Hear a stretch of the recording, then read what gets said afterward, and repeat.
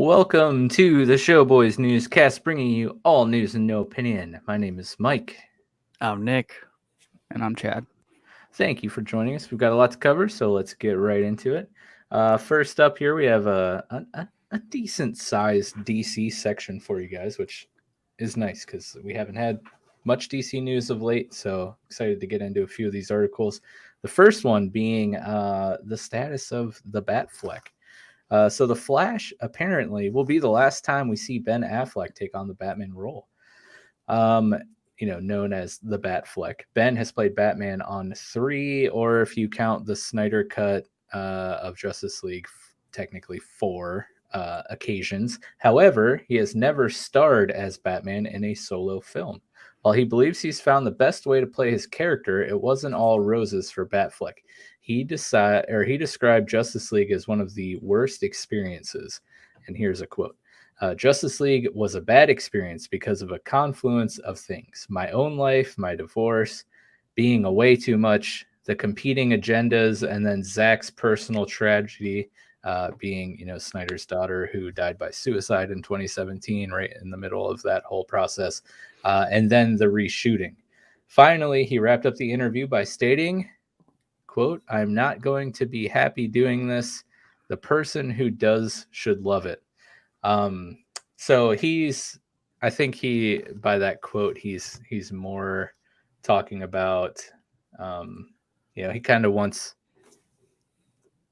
to do whoever's playing Batman to do justice to the character for the fans. So I kind of respect that. But I am a little sad because I actually enjoyed the Batfleck. As for who should be cast next in The Dark Knight, I don't know. Let's see how the Batman turns out. All the trailers for the Batman look pretty awesome. Dude, they look great. I'm not going to lie. Yeah. So I don't know. We'll see how the Batman works. Do you guys have any ideas on who you'd like to see as the Dark Knight? Besides bringing back Michael Keaton. Yeah, I'd like to see a Dark Knight Returns with Michael Keaton. Would be really cool. Yeah. I think I need to see like a modern bad version of Batman so I can see like someone play him poorly. Because I feel like it's not a hard role to miss. It's hard to perfect, but like I feel like they can really toss any actor in there. They have an archetype for Batman. Yeah, can you just be brooding? Yeah. Yeah, can you just be a brooding? Can you make male? a deep voice? Yeah. Yeah, deep voice. Yeah. Where's Rachel?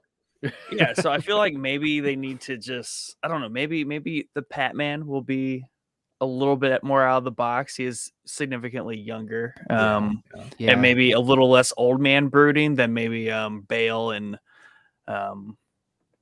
Batfleck have been. So yeah. I like the Dark Knight movies. They're great. Don't get me wrong. I'm not really on board with Christian Bale, to be honest with you. As Batman, as Bruce, I thought he did a good job. As Batman, the voice just ruined it for me. So very good, Bruce. Yeah. I don't know. We'll see. Personally, this would be a whole separate thing that could spin off into an entire podcast episode. But I would love a Batman Beyond type Batman movie with the older Bruce Wayne, bringing on the new replacement in Batman, a younger. Now that's the Batfleck right there. Or either you keep Ben Affleck in the Batfleck for that, or you bring in like Michael Keaton as the old Bruce Wayne, showing the young Batman replacement the ropes. But yeah, moving on, we got a nice rumor here about Nightwing, actually. Has Nightwing been cast?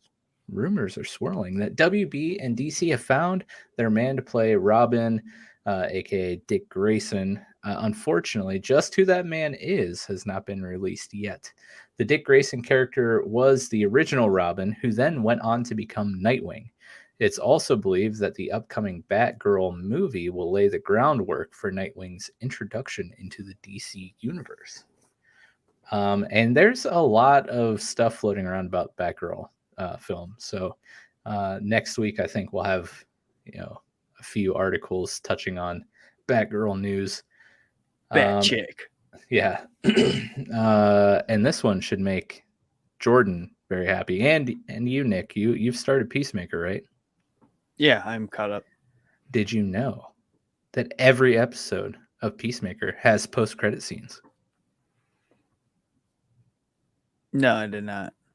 Well, hey, such a delay. I know that was he really had to think. Well, guess what? They do. If you like post-credit scenes, then you'll love Peacemaker. Director James Gunn recently disclosed that every single episode of Peacemaker will be followed by a post-credit scene. Gunn stated on Twitter, quote, "It's my way to give you guys a little something special for watching the credits of our hard-working crew." What a guy. In addition to the above, Gunn also confirmed that special features that are often limited to the physical disc release will be available to HBO Max subscribers. The John Cena-led series is an action-adventure comedy that follows Peacemaker, a guy who kills to make peace? Question mark. Certainly sounds like this could be another hit from Gunn. Peacemaker premiered on HBO Max on January 13th, and we currently have 3 episodes that all dropped at one time, right, Nick? And now they're on a weekly release schedule. That is correct. And what nights do those release? Do you recall? They release on Thursdays. There you go.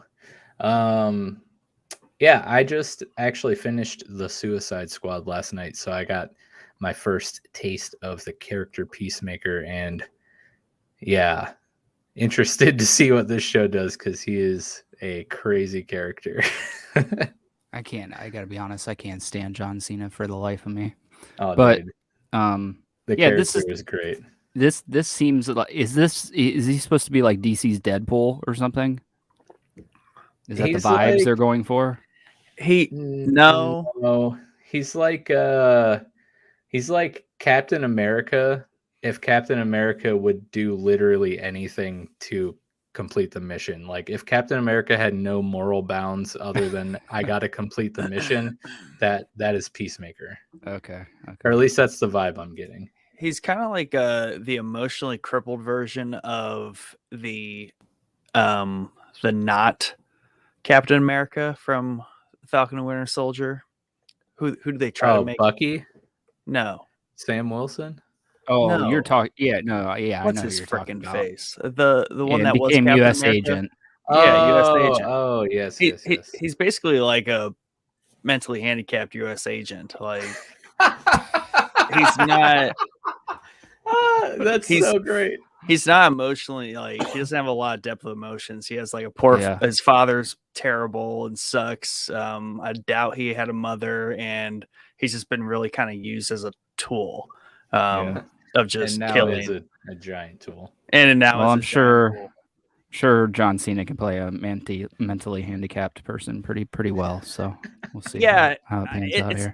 It's mostly like he's like socially handicapped because he's like sexist in some ways. His father's a big old racist. It's that basically trying to operate in like a modern atmosphere. So that's where it's just so funny. And if you don't like John Cena, he's pretty well masked in his costume and his character. He does a good job making it not a John Cena character.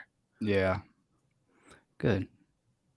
Yep. Excited to start the show. I'll be starting that tonight, actually, because we got a fun episode coming for you guys on Thursday. So make sure you tune in.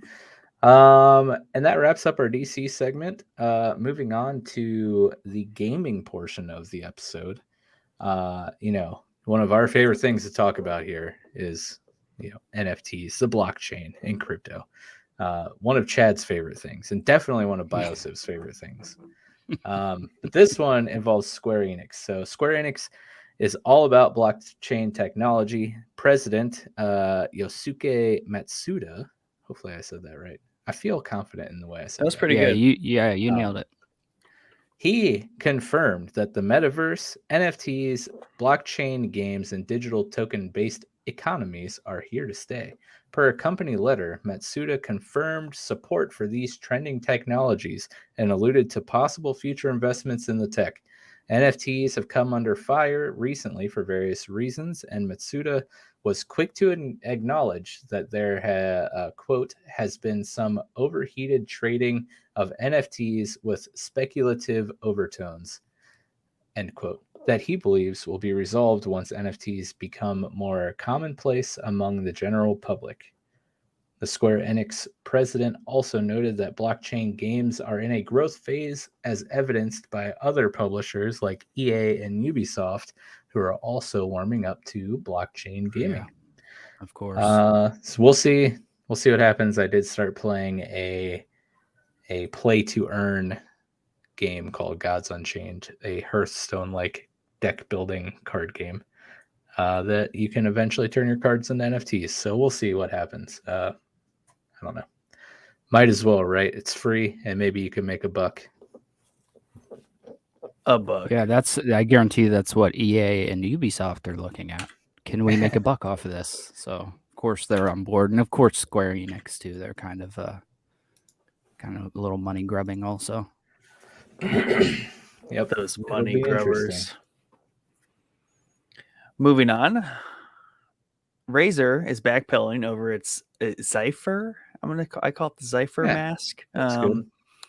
Zephyr mask claims Razer originally marketed the mask as offering N95 grade protection, but that seems to have been a bit exaggerated. The company released the following statement. Razer would like to clarify that while filters used in the Razer Zephyr wearable air purifier, aka the mask, have been tested for 95% particle filtration efficiency, PFE, and 99% bacterial filtration efficiency. Per the statements on the website and the documentation for the product, the wearable by itself is not a medical device nor certified as an N95 mask. Their statements did not quite amount to an apology either. Current Zephyr owners can look forward to catching COVID while looking like an RGB keyboard. Yeah, I think that I got to be honest, this looked pretty cool when I saw it. Yes. Until I saw the N95 rating, and those are the masks that we wear at work, N95s. So I thought it would have been cool to have this if it was legitimately an N95. But it's obviously not. I didn't think it was going to be. I assumed that there was more to that story with that rating on there like that because they had to make room for the RGB. Yeah. I mean, it looks cool. I'll give them that. It looks straight out of the Division. So, but yeah, I mean, I just want to look like Sub-Zero walking around. Yeah, really. I want to like definitely commit to like a full-on apparatus to just filter out everything, and I can just breathe pure air. Yeah, hey, if we get a few more patrons, maybe we could buy ourselves some Zephyr masks to wear on the podcast. That would be hilarious. Be really cool. Be a great we could maybe like be in the same room as each other, dude. While we're podcasting, that'd be cool. That Mike's dream. That is my dream. It is Mike. At our studio office. I just wish we family video. Yep. I just wish we didn't live so far away from each other so we could actually make that happen. That's right. Yeah, true. I live very far from Mike. I don't know where Chad lives, so I don't even know where either of you live. So see, boom. Yeah, we're just gonna keep it that way. Yeah. All right. So moving on.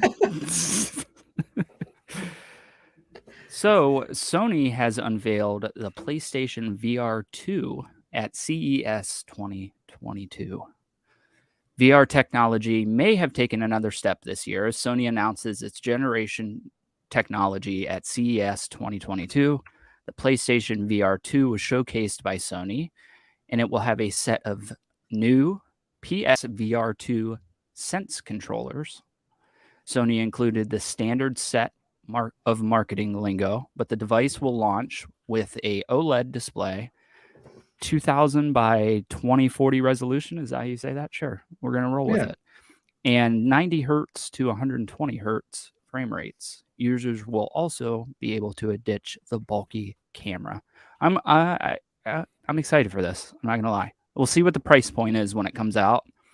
but I'm hearing $399. If that's the price point, I might be all over this thing when it comes out, because there are some games that are like I'm patiently waiting to play in VR, and that Star Wars Squadrons is one of them. I put that aside, but the OLED display in it, I mean, come on, man. Isn't there another like Galaxy something or other Star Wars game that's VR? Yeah, there's a couple of them that are VR. And then a couple of games that are playable in VR. Like I think you can play some portions of Battlefront 2 in VR, like probably the Fighter Squadron stuff in it. So okay. Well, yeah, because I was wondering, I haven't really looked at any VR stuff in a few years now. So like it's not like 4K Minecraft, right? Like the games look better. Oh yeah, they look yeah. Okay. When I did the test at Best Buy for Battlefront, it was Battlefront, literally. I mean, it looked exactly like Battlefront. It's not like the old 90s VR that you're thinking of. And I know Squadrons is playable completely in VR, and that's like, it's like a childhood dream of mine, that game. But I just, the not being able to play in third person requires me to have a VR, because I can't play games in first person when I'm driving and flying. But maybe the VR can change that. Very interesting. You know what else is interesting to me and probably nobody else? This year is the 10th anniversary of the League Championship Series. That's right.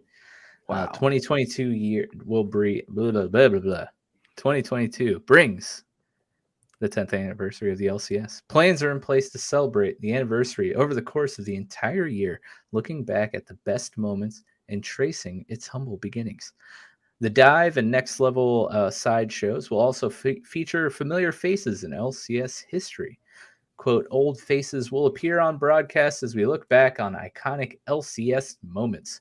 Finally, the 2022 LCS Championship will take place towards the end of summer. It's all exciting stuff. Actually, the spring season kicked off this last weekend here with their lock-in tournament. And man, it felt good to watch some League of Legends this morning while working. I can't believe it's been 10 years already. I know. Have you watched it every year? No, but I've watched it as long as our oldest has been alive, so 6 years. So that's still a while. Yeah. Still need to go to a live event. That's like on the bucket list. Yeah, that would be cool. I might be down for that, even knowing little to nothing about League of Legends. But I'm happy that you snuck another League of Legends thing into our newscast. Oh, they pop up frequently. Every single story that I find will make it, bro.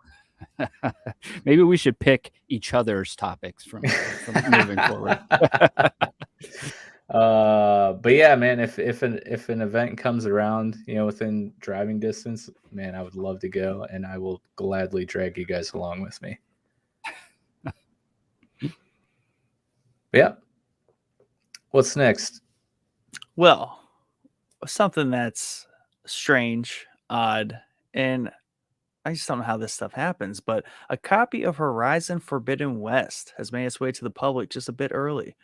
Forbidden West, which is launching on February 18th, but somehow an unfinished but mostly complete version of the game has already been leaked.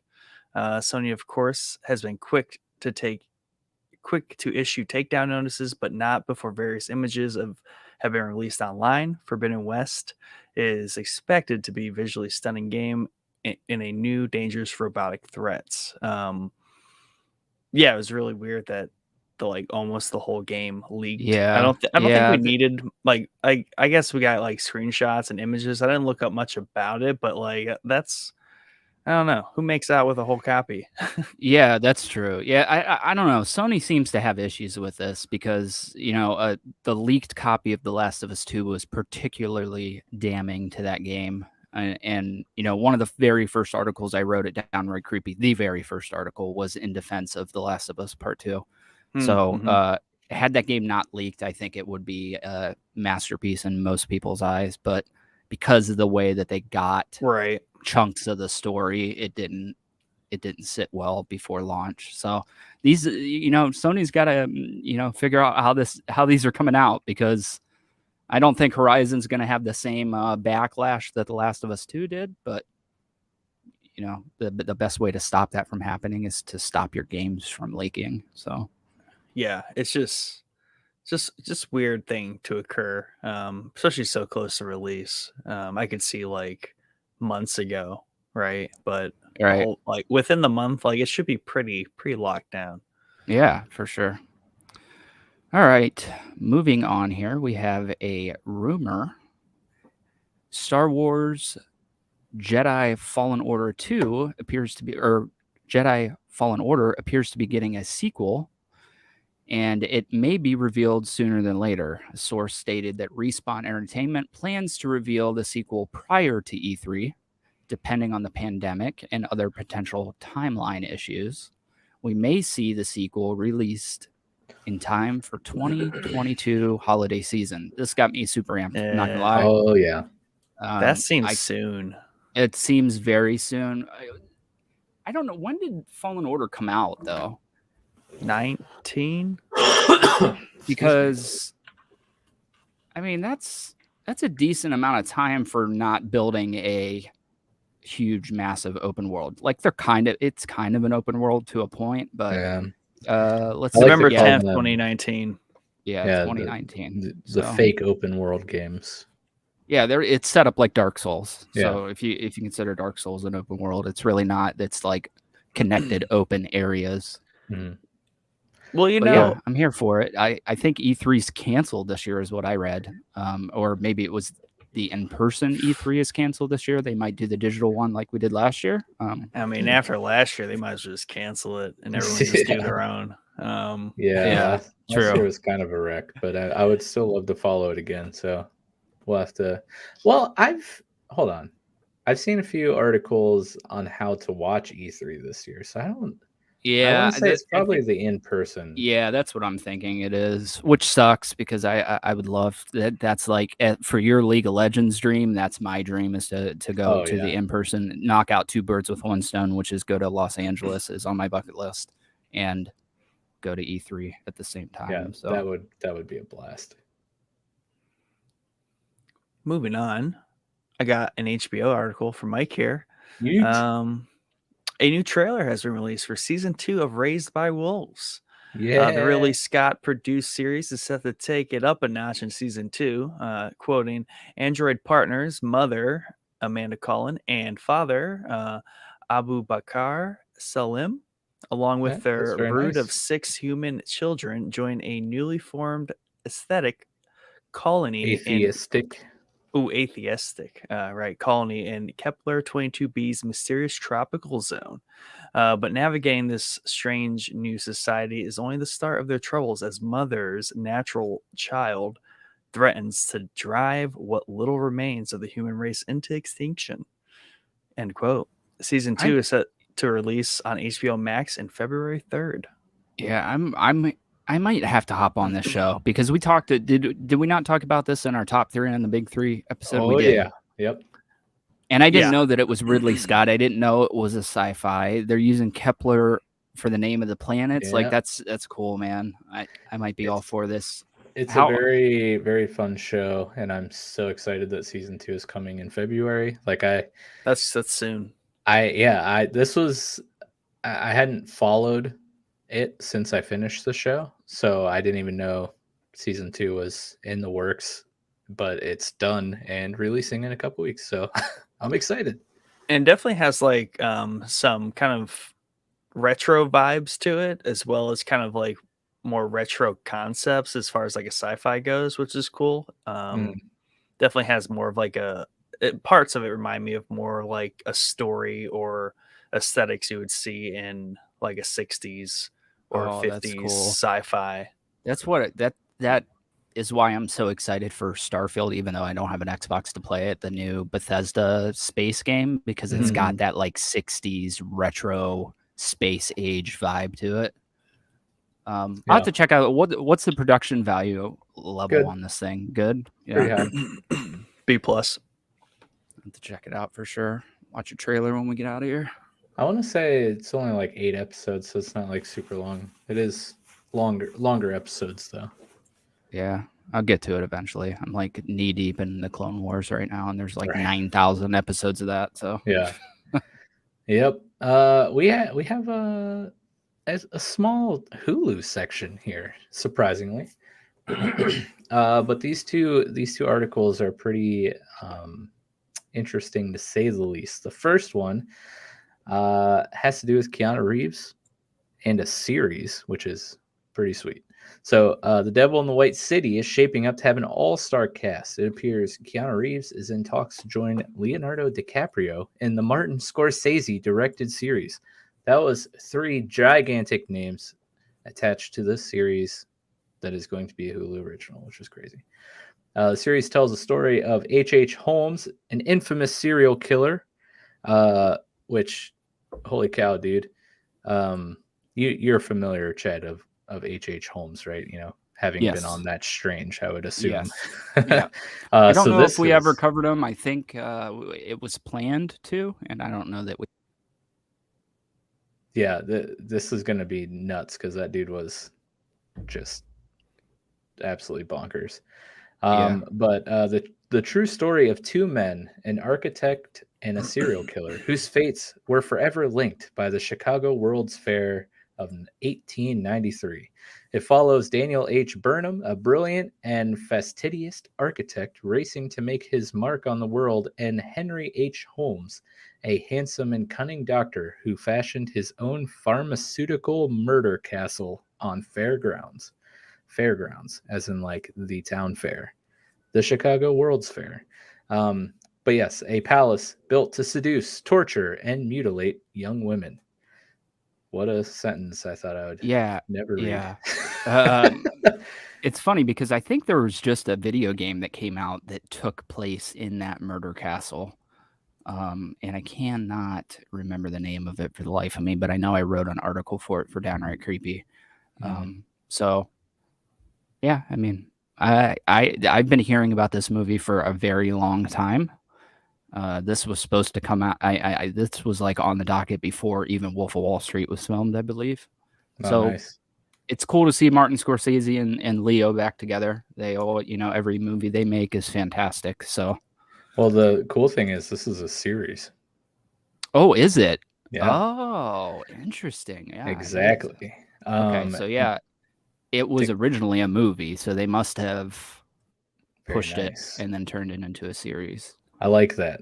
That means Leo in a hopefully, series, huh? hopefully they should have, the end in mind. This very reminiscent of why I love Mr. Robot so much. It was supposed to be a movie. They turned it into a series, but they knew exactly how they were ending it. So they had that in mind the entire time. So everything in every episode led to something. Yeah, and it's cool that they didn't, like, during the filming of it, see how popular it was and be like, oh, we need to make it 7 seasons instead of 4. Yeah, they just stuck with the story they were telling and went with it, which is cool. Yep. But Dicaprio will be playing H.H. Holmes, while Reeves would take the role of Daniel H. Burnham if the talks go well. But yeah, that'd be quite the 3-headed monster in that series. Oh, for sure. And it would be both of their first time in a series, right? Has Keanu or Leo ever been in any series? Not that I can think of. Off the top of my head. That's why this is so interesting.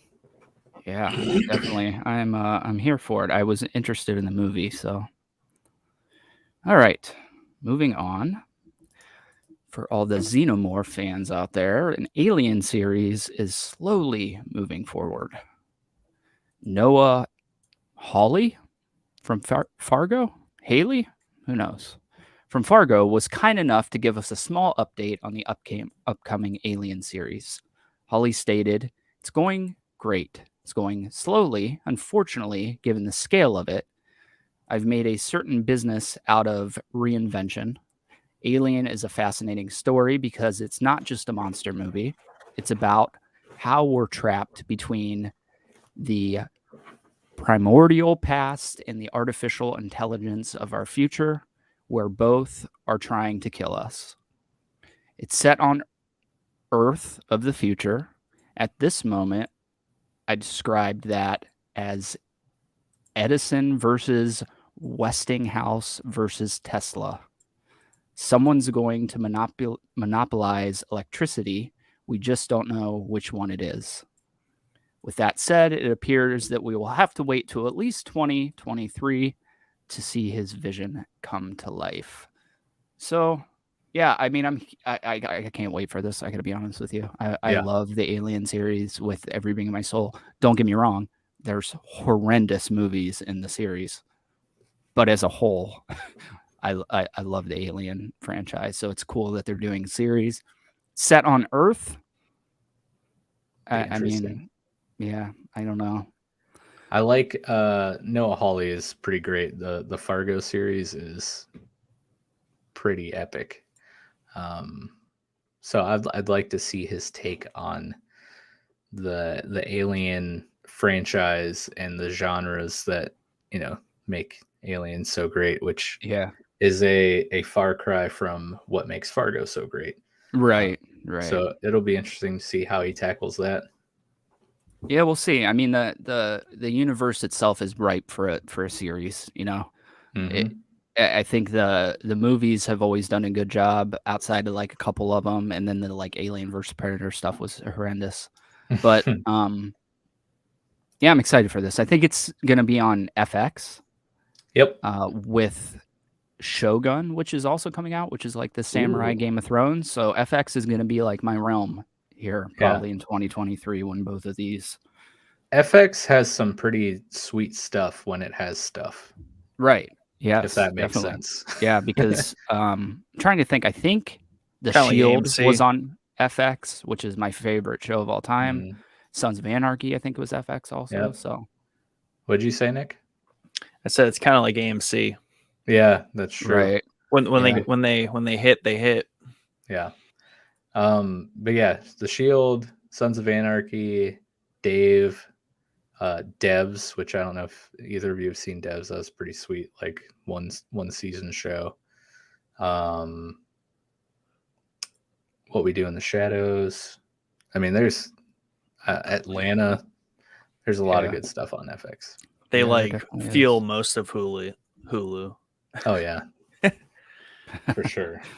That's like basically 95% of the things I watch on Hulu.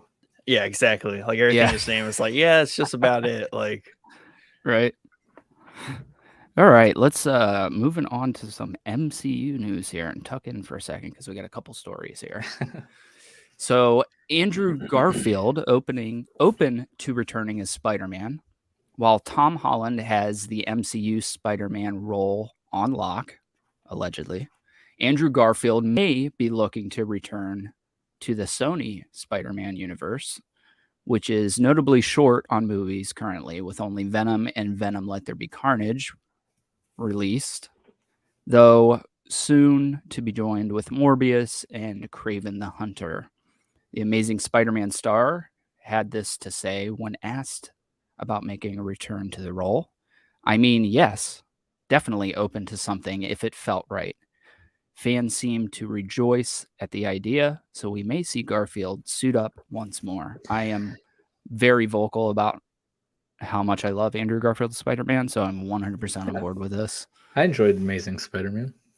Yeah, man, I just feel like those movies just got a bad rap. Like even like the cinematography in those movies is amazing also, pun intended.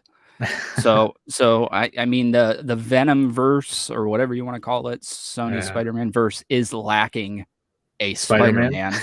So so it would be cool to see, because they did tease at the end of the Amazing Spider-Man 2 that they were piecing together a Sinister Six.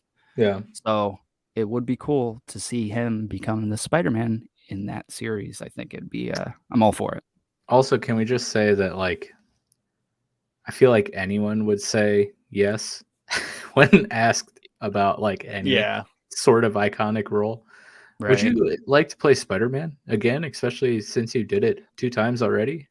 No. Yeah, man. No, sir, I would hate to pass up free money. Yeah. Yeah. I think for him is he's said before that he felt like it was the one role that he couldn't crack, even though I totally disagree with that. I think he played it perfectly. I feel like for him, he's going to want to try and come back and do it right in his eyes. Yeah. And he's a great actor, man. Yeah, like I enjoy him. He blows Tobey Maguire's acting out of the water. There's no question about that. If you want to fight about it, it's just false. If you're saying Tobey Maguire's a better actor, it's not true. I'm sorry. Yeah. So that's hilarious. So, yeah, for sure. True. So yeah, definitely. It's horrendous, his acting. Anyway, moving on. Every draft of No Way Home scripts feature Kraven originally. Now this, wait a second. So this is an MCU. This is just a Spider-Man segment.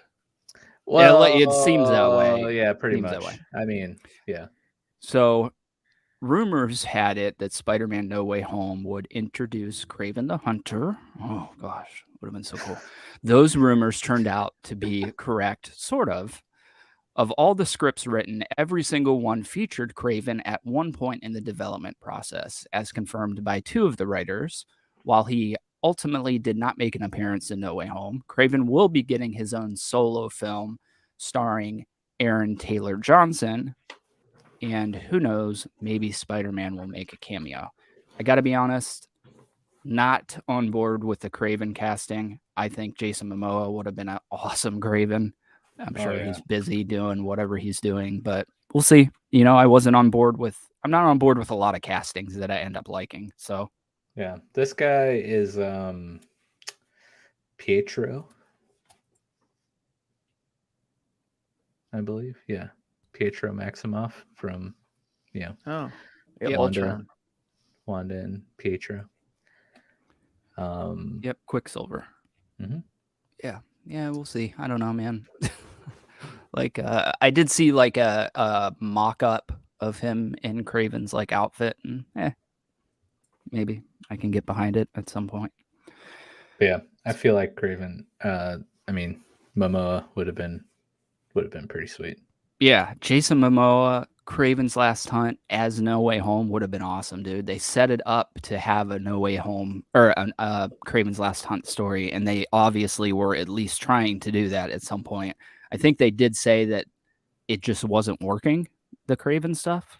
So I think that's why they kind of did the complete 180, and we got the No Way Home that we got, which I loved. Don't get me wrong, but I still want to see Kraven's Last Hunt in live action because it's one of the great Spider-Man comics. So moving on to some more Spider-Man news. Can you tell who picked these ones? No. So Spider-Man Across the Spider-Verse will take Miles to new places. Spider-Man Across the Spider-Verse is setting up to be a great sequel to the fan favorite film. In a conversation with IndieWire, producer Phil Lord stated, "It's been fun to have the confidence to go even harder and push the medium even further and take Miles to places you couldn't imagine.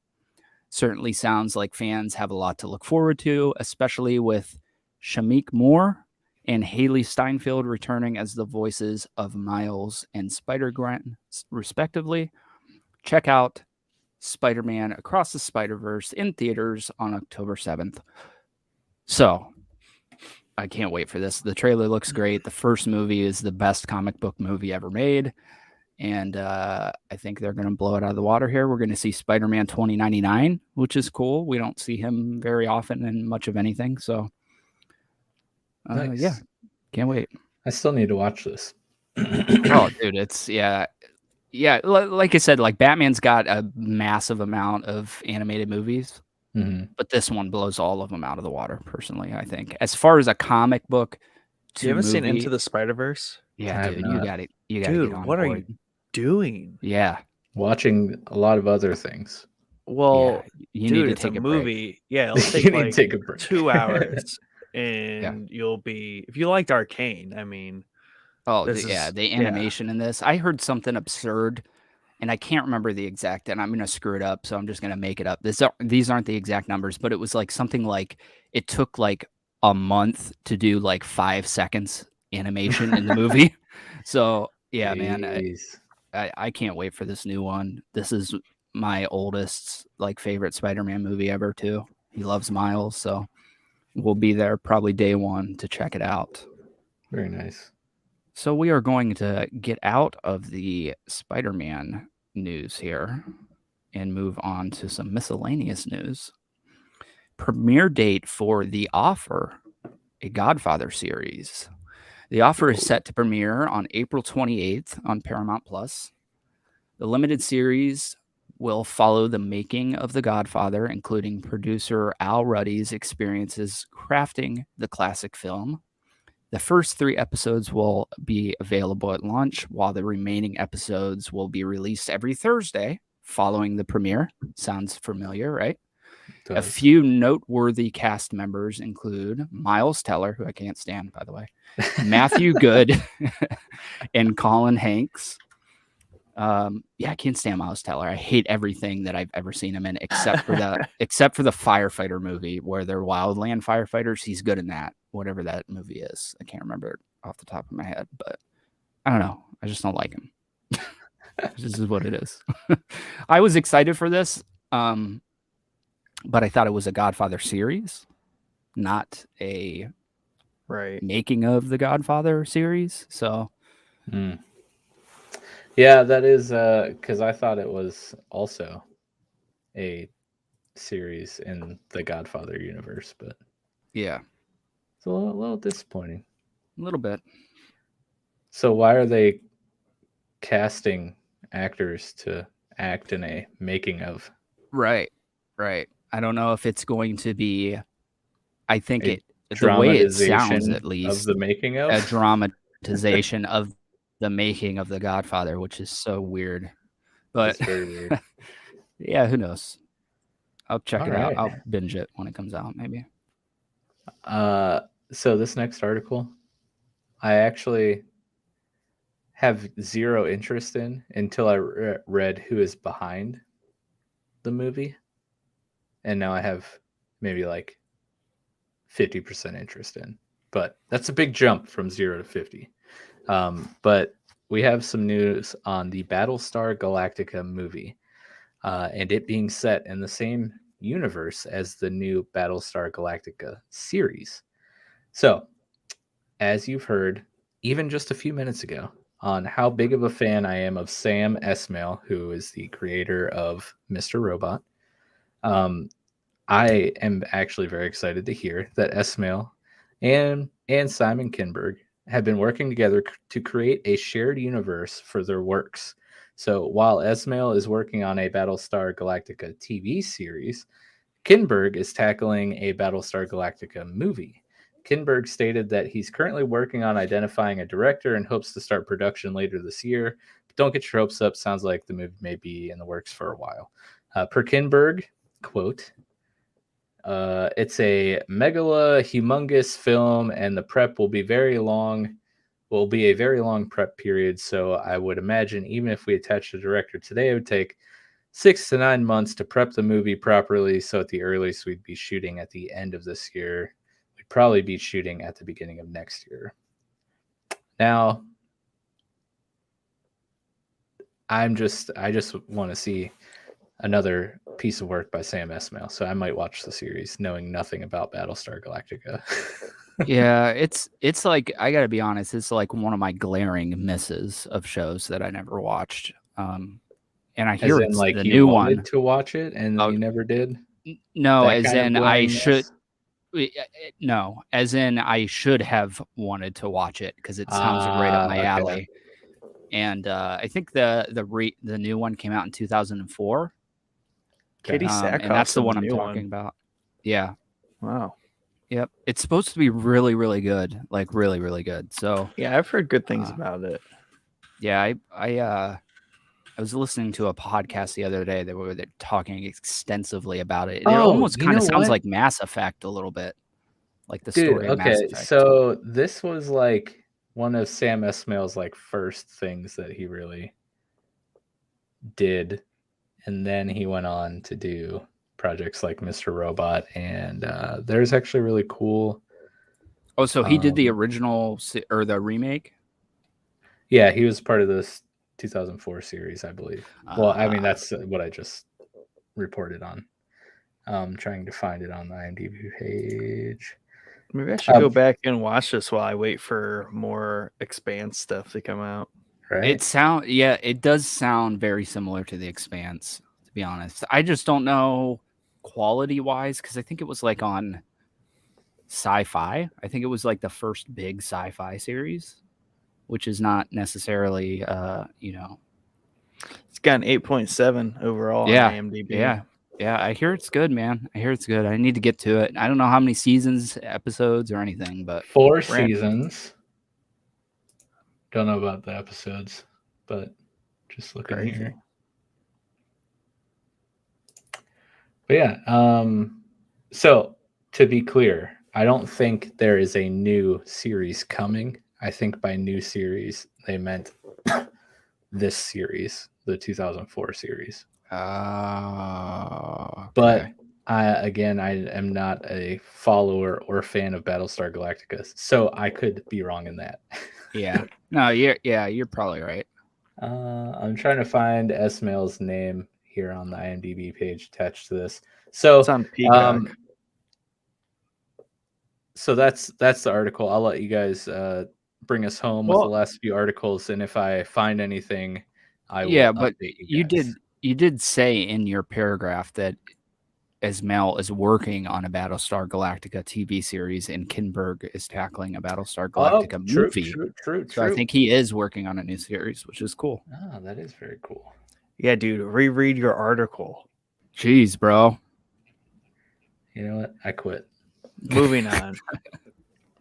Tom Holland is so talented that he accidentally landed himself a role in the Uncharted film as the lead character. Holland, describing the events leading up to the casting as Nathan Drake, had the following story to tell. I had a meeting after or during Spider-Man 2, Far From Home, with Sony to pitch this idea of a young Bond film that I come up with. It was the origin story of James Bond. It didn't really make sense. It didn't work. It was the dream of a young kid, and I don't think the Bond estate was particularly interested. The idea of a young Bond film sparked this idea, in turn, that you could do Nathan Drake's story as an origin story, rather than an addition to the games. And that opened the conversation. So he's got ideas. He's got ideas. Yeah. Yeah, it's funny how this panned out. Yeah. They're like, yeah, maybe. No. Hey, you want to play Nathan Drake? Sure. Yeah. I'm excited to see his take on Drake, though. I think it could be good. Yeah. When I first heard this, I was like, what? You're kidding, right? Tom Holland is Nathan Drake. Mm. But seeing what they're doing, or they're trying to tell the origin story, he does even look like young Drake in the games. Mm. So, I think the original plan way back, because this movie's been in the oven for a very, very long time. The original plan was Mark Wahlberg as Nathan Drake, and then somebody else as Sully, and it lasted so long in the oven that Mark Wahlberg has moved to Sully, and they brought in a young kid to play Nathan Drake, right? Which I think is hilarious. I personally would have loved to see Nathan Fillion play Nathan Drake. He did a short film of Nathan Drake of Uncharted where he nailed it 100%. I get that he's in his 50s and they want to probably build a franchise here. And the trailers look good, man. I'm not going to lie. This is going to be another probably day one for my son and I to go see. So. Yeah, it's going to come down to like basically Holland and Wahlberg owning these characters and just doing it right. And obviously the writing and how they approach the story overall. Right.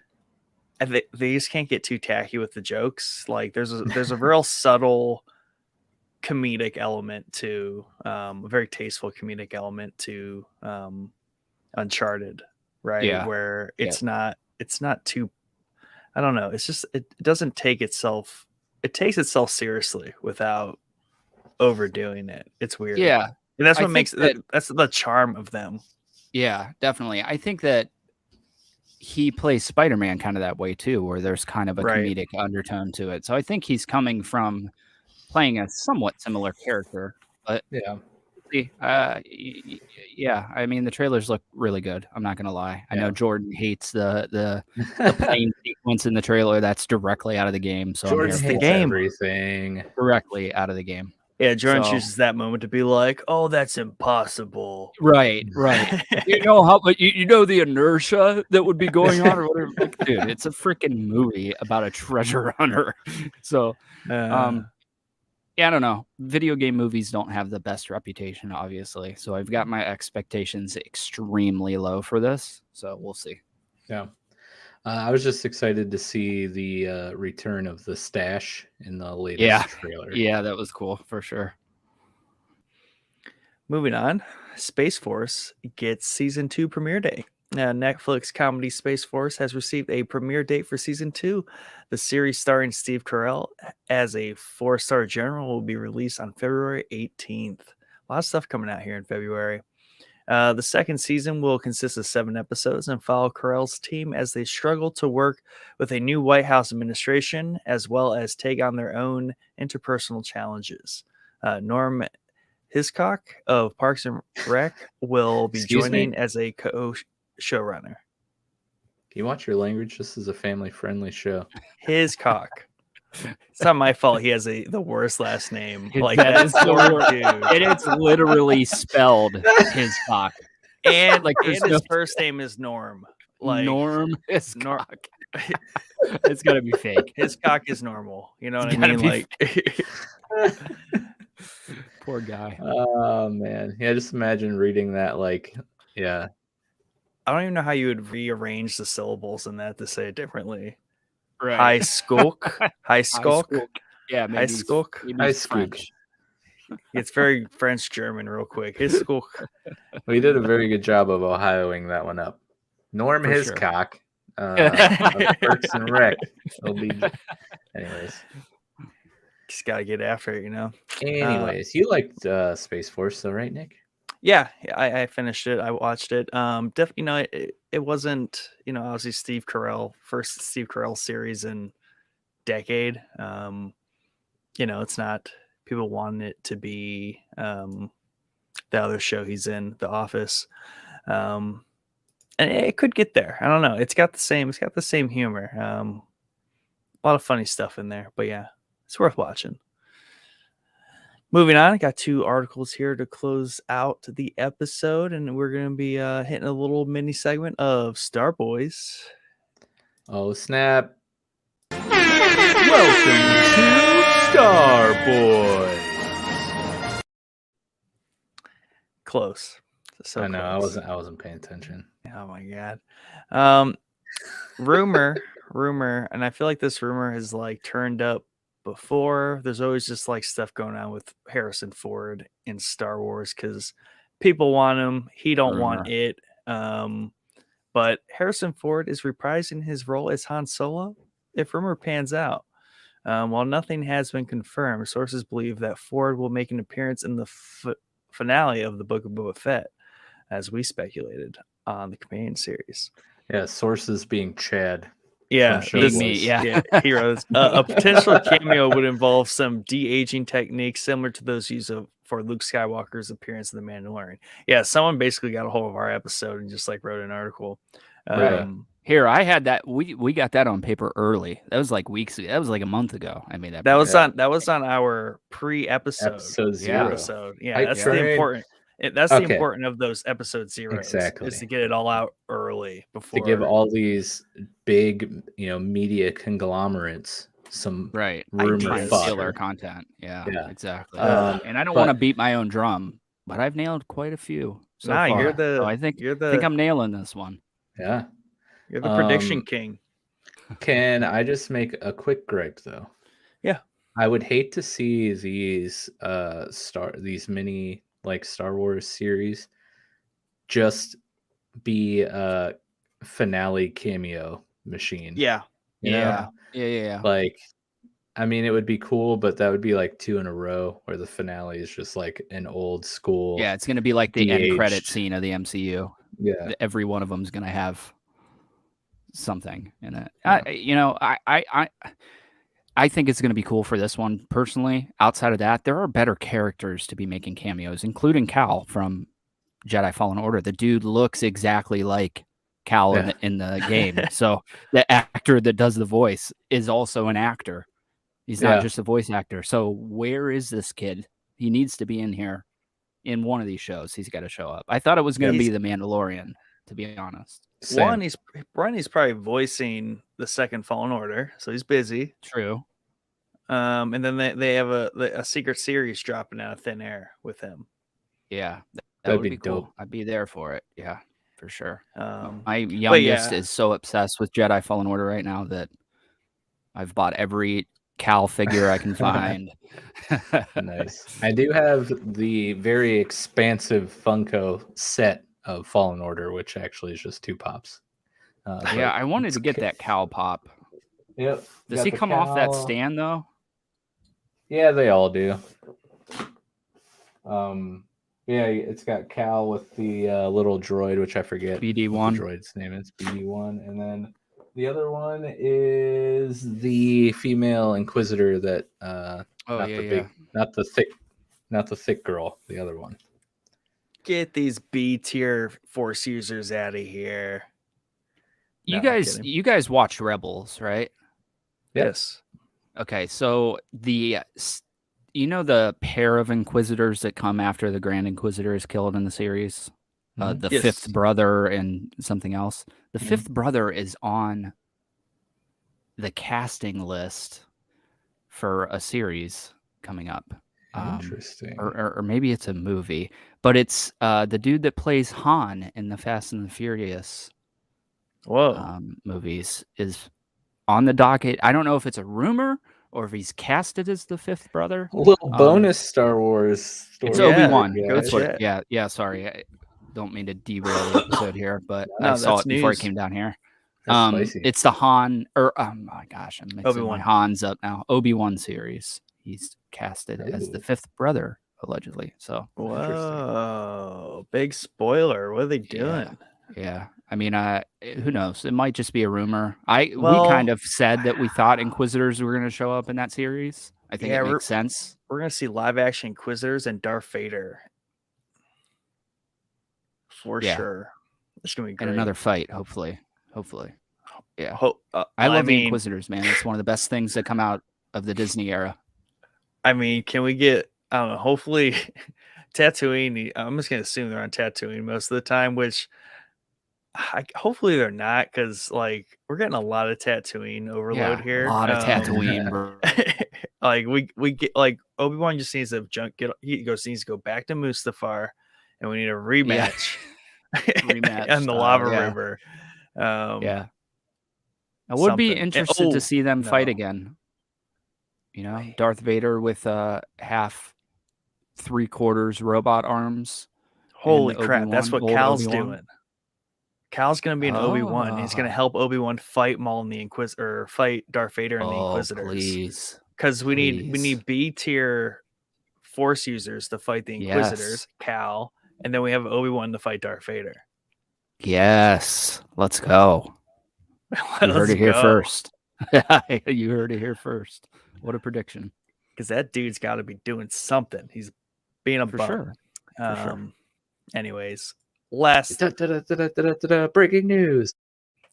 I am sorry, but I have to interrupt you, Nick, because right now, currently on my second monitor is the world premiere for the Moon Knight series trailer. Ooh. And as you guys were talking, I totally missed your entire fire theory that you guys were just talking about, because I'm watching this trailer with zero sound, which kind of makes the epicness, because I'm in the middle of a show. But here's the breaking news. One, the trailer looks so sick, but the series premieres on March 30th. So Moon Knight coming to Disney Plus March 30th. That is a live newscast breaking story. But let me just tell you, first thoughts on the trailer with no sound. It's got like a horror vibe to it, and it looks it should really cool. Like it really cool. Plus, it's got our dude in it, Nick. Who? Oscar Isaac, right? Oscar Oh, Isaac. heck yeah. Wait, is Moon Knight DC? No. Marvel. It's Marvel? an MCU Disney Wow, Plus okay. series. All right. But anyways, I didn't mean to. Well, I did mean to completely interrupt what was going on here, but I thought that was worthy of an interruption. You Kanye'd me. I Kanye'd you did. last time. It's Yeah, okay. Oh sure, yeah, sure. screwed my timestamps up and everything. Destroyed. All right, bring us home. We got this last article here, man. Yeah, dude. So, Emilia Clark will be returning as Kiara for a future live-action Disney Plus series. Yeah. This has been Ain't no rumor. Yeah, this has been in the rumor mill for a good year now, at least 6 months. And she has notes. She wants it. And it looks like she should be coming back for a Disney Plus series. So her character was once a friend, romantic interest of Han Solo, his first perhaps fling. But she went on to be one of the largest crime syndicates, or to run one of the largest crime syndicates in the Star Wars universe, the Crimson Dawn. Looking towards the comics, it's possible the series could follow a plot that involved her stealing a frozen and carbonite Han and baiting other factions into fighting the Crimson Dawn. Besides the speculation, little details or casting news is available at the time being. Dude, let me tell you, I am this. Lost Chad. Thing that Empire time. That's when Shadows of the Empire takes place. Yep. Can you hear me? Now I can. Okay, so that's right around when Shadows of the Empire takes place. Right. So, that sounds awesome. Was Crimson Dawn in the Star Wars universe prior to Solo, or was that a Disney invention? They were in. I'm pretty sure they were in the Star Wars universe. Were they? Okay. I'd have to confirm that, but for no reason I went to think that they were brand new due to Solo. Yeah. They've been building. This could be that cool, man. A little bit. Yeah, and I think that it's the same thing with like why also Obi-Wan's going to be really exciting because we're getting a lot of this just post Empire, but Empire is still a thing stuff. And that's where I think that's where cameos are like the strongest. Like, yeah, we get it. Like there's a bunch of old people running around like after the Empire goes away, but like give me the in between 4, 5, and 6, those cameos and like that extra story. And that's why like Fallen Order is so great. And a lot of these other series like Obi-Wan have a lot of room to just expand this era that we love. Yeah, definitely. Because Shadows of the Empire is one of my favorite books of all time. And that entire thing was awesome because I was a kid when it happened. So I remember that very vividly. So it being set in that kind of time frame, we could bring back some of those characters, man. There's some great characters in there. That's what I'm saying. And this is a chance to bring back Darth Maul. Live action Darth Maul could come into the series. I mean, we predicted that she was maybe gonna appear in Solo. Or not Solo, I'm sorry. Book of Boba Fett, I think, was one of our predictions. Because she's not on the docket for anything, but it makes sense now why she's not on the docket for anything, because this could be coming. So I'm here for it. And let me just say, Kiara has been the topic of conversation in the comments section of this newscast so far. So a lot of people excited about Emilia Clark, and rightfully so. Heck yeah. Well, before we speculate too much more and give more rumor fodder, theory fodder for the internet, once again, thank you for joining us. We hope you found this both entertaining and informative. Please remember to like, share, and subscribe everywhere you consume our content. Find all the places we publish our content on our link tree.